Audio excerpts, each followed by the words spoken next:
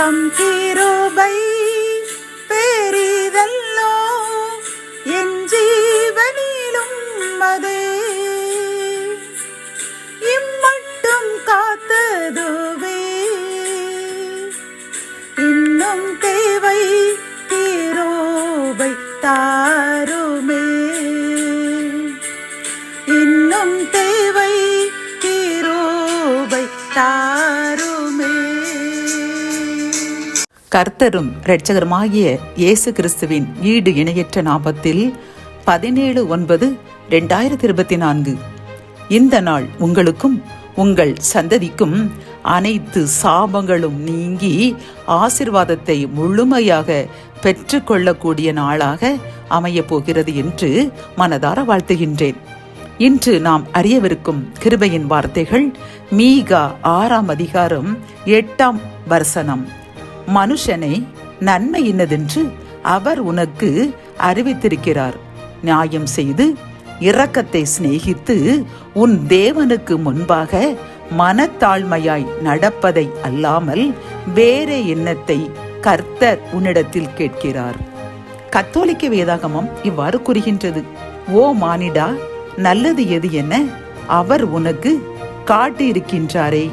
நேர்மையை கடைபிடித்தலையும் இரக்கம் கொள்வதில் நாட்டத்தையும் உன் கடவுளுக்கு முன்பாக தாழ்ச்சியோடு நடந்து கொள்வதையும் தவிர வேறு எதை ஆண்டவர் உன்னிடம் கேட்கின்றார் என்கின்றது.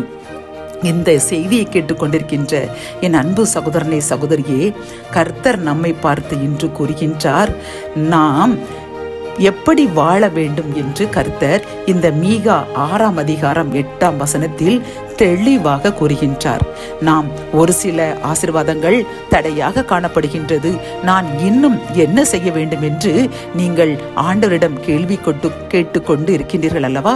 கர்த்தர் உங்களை பார்த்து, நம்மை பார்த்து என்ன கூறுகின்றார் தெரியுமா? நீங்கள் இன்னும் நியாயம் செய்ய வேண்டும், இன்னும் இரக்கத்தை சிநேகிக்க வேண்டும், இன்னும் உன் தேவனாகிய எனக்கு முன்பாக மனத்தாழ்மையாய் நடக்க வேண்டும் என்று கர்த்தர் நம்மிடம் கேட்கின்றார். பிரியமானவர்களை, நாம் நம்மை நன்கு சோதித்து பார்ப்போம். இன்னும் நாம் நியாயம் செய்ய வேண்டிய காரியங்கள் இருக்கின்றது என்று கர்த்தர் கூறுகின்றார். இன்னும் நாம் இரக்கத்தில் செய்ய வேண்டிய காரியங்கள் இருக்கின்றதாம். நாம் இன்னும் தேவனுக்கு முன்பாக மனத்தாழ்மையாய் நடக்க வேண்டுமாம். நாம் நினைத்துக் கொண்டிருக்கின்றோம், இப்பொழுது நான் மனத்தாழ்மையை தானே நடந்து கொண்டிருக்கின்றேன் என்று நாம் நினைக்கலாம். ஆனால் கர்த்தர் கூறுகின்றார், இன்னும் அதிகமாக மனத்தாழ்மையாக இருக்க வேண்டுமாம், இன்னும் அதிகமாக நியாயம் செய்ய வேண்டுமாம், இன்னும் அதிகமாக இரக்கம் காட்ட வேண்டுமாம். ஆகவே பிரியமானவர்களை, நாம் இன்னும் அதிகமாக இறைவனுக்கு பிரியமாய் அவர் கூறுகின்ற இந்த வார்த்தையின்படி நடப்போம். அப்பொழுது இன்றே நம்முடைய ஆசீர்வாத தடைகள் நீங்கி நம்மையும் நம் சந்ததியும் ஆசீர்வாதங்கள் இரட்டிப்பாக வந்து சேரும். ஜபம். என் அன்பு தகப்பனே, ஒரு அருமையான அறிவுரை கூறியிருக்கின்றீங்கப்பா. நாங்கள் இன்னும் அதிகமாக நியாயம் செய்ய வேண்டும், இன்னும் அதிகமாக இரக்கத்தை சிநேகிக்க வேண்டும், இன்னும் அதிகமாக மனத்தாழ்மையாய் உமக்கு முன்பாக நடக்க வேண்டும் என்று கூறியுள்ளீரப்பா. கொடானு கூட நன்றி அப்பா. என்னுடன் சேர்ந்து யார் யாரெல்லாம் இந்த கற்பனைகளை இன்னும் அதிகமாக கடைபிடிப்போம் என்று பொருத்தனை செய்கின்றார்களோ எங்களுக்காக ஜெபிக்கின்றோம். நாங்கள் நிச்சயமாக நீர் கூறுகின்ற இந்த கட்டளைப்படி இன்னும் அதிகமாக நடப்போம். அதன் மூலம் எங்கள் ஆசீர்வாத தடைகள் நீங்கி ஆசீர்வாதம் இரட்டிப்பாக கிடைக்க கிருபை தாங்க. மீட்பர் இயேசுவின் மூலம் ஜெபம் கேளும் நல்ல தகப்பனே, ஆமென்.